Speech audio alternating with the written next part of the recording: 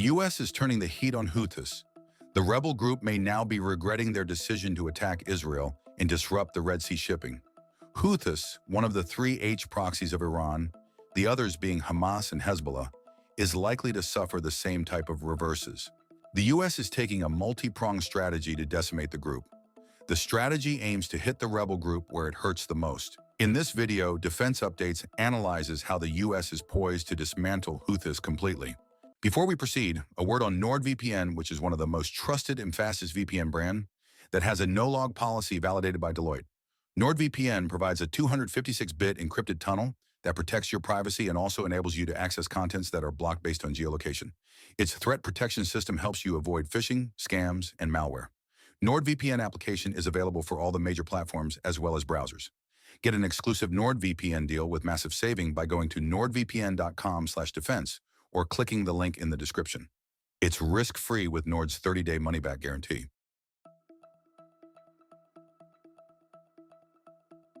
The U.S. has hit the Ras Issa fuel port. It was the deadliest known attack since President Donald Trump ordered an intensification of the U.S. bombing campaign last month. The strike reportedly killed 74 people and wounded 171 others. The port has a heavy military presence in addition to being a primary hub for fuel import. The Ras Issa terminal features a substantial storage capacity of approximately 3 million barrels, supported by a floating storage and offloading FSO vessel that operates continuously under normal conditions. It is connected to the eastern oil fields via the 438-kilometer, 272-mile Maribor Issa pipeline, capable of transporting up to 200,000 barrels of crude per day, serving as both an export hub and, under Houthi control, the main entry point for fuel imports. Ras Issa plays a pivotal logistical role. The Houthi authorities capitalize on this by imposing taxes on every liter of diesel, gasoline, and LPG that flows through the terminal, generating hundreds of millions of dollars annually to finance public sector salaries, governance efforts, and military operations. Intelligence sources have also linked Ras Issa's infrastructure to the Houthis' drone and anti-ship missile activities in the Red Sea, identifying it as a dual-use facility that supports both logistics and offensive military capabilities. U.S. Central Command CENTCOM stated on April 18th on X, "The Houthis have continued to benefit economically and militarily from countries and companies that provide material support to a designated foreign terrorist organization.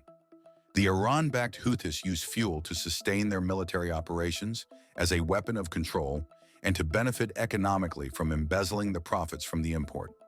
This fuel should be legitimately supplied to the people of Yemen."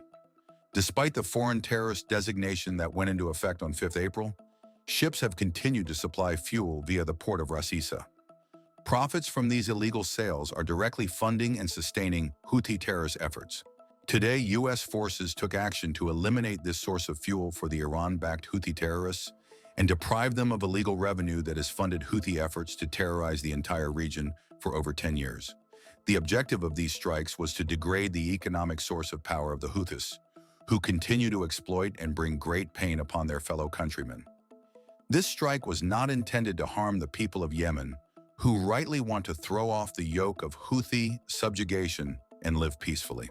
The Houthis, their Iranian masters, and those who knowingly aid and abet their terrorist actions should be put on notice that the world will not accept illicit smuggling of fuel and war material to a terrorist organization.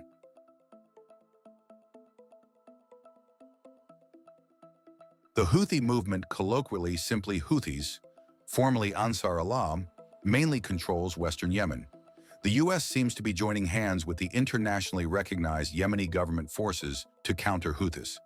In what may become the largest offensive of the Yemeni civil war, the Yemeni government is reportedly preparing a major operation against the Houthi forces. The primary aim will be to retake control of Hodeida port from Houthi forces.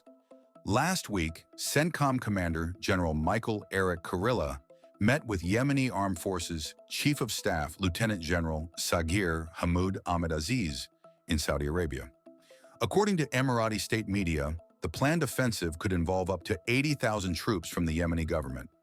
The report quoted Dr. Abdulaziz Sagar, chairman of the Gulf Research Center based in Saudi Arabia, is saying that the operation could pave the ground for a similar offensive on the capital city Sana'a, which has been under Houthi control since 2014. Sagar said, "To my best knowledge, there is a preparation of almost 80,000 soldiers from the legitimate Yemeni government in different locations in order to take over Hodeidah." Sagar believes the recent U.S. strikes may have motivated the Yemeni government to escalate its efforts against the militias. He suggested that the U.S. could support the upcoming operation by providing air cover and drone surveillance for Yemeni forces. He said, "I think we might be at the stage of counting down the end of the Houthis.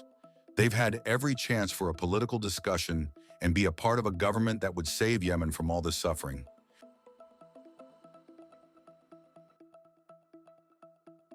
There were speculations that the U.S. State Department has accused Changguang Satellite Technology Co. Limited, CGSTL, a Chinese company linked to the People's Liberation Army, PLA, of providing satellite imagery to the Houthis.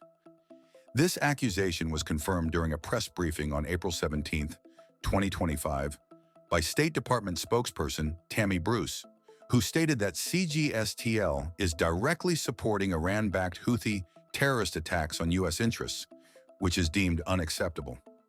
Moreover, we can confirm the reporting that Changguang Satellite Technology Company Limited is directly supporting Iran-backed Houthi terrorist attacks on U.S. interests.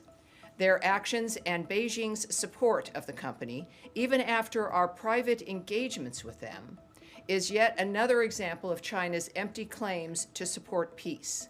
We urge our partners to judge the Chinese Communist Party and Chinese companies on their actions, not their empty words. Restoring freedom of navigation in the Red Sea is a priority to President Trump.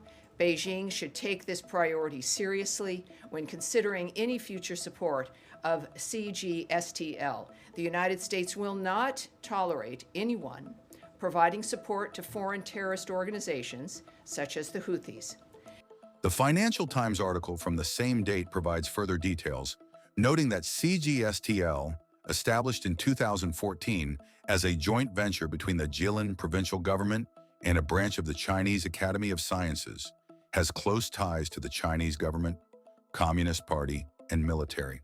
It currently operates 100 satellites, with plans to expand to 300 by the end of 2025, enabling frequent imaging of any location every 10 minutes. Back in 2023, the company was sanctioned for selling satellite imagery to Russia's Wagner Group. The company is also involved in China's military-civil fusion program. The accusation has significant geopolitical implications, particularly in U.S.-China relations. The U.S. views this as part of China's broader support for regimes like Iran and its proxies, contradicting China's self-framed role as a global peacemaker. For the Houthis, access to high-resolution satellite imagery enhances their ability to target ships, potentially escalating tensions in the Red Sea. The U.S. has emphasized restoring freedom of navigation as a priority, with President Trump's administration now pressuring China on this issue by publicly exposing it.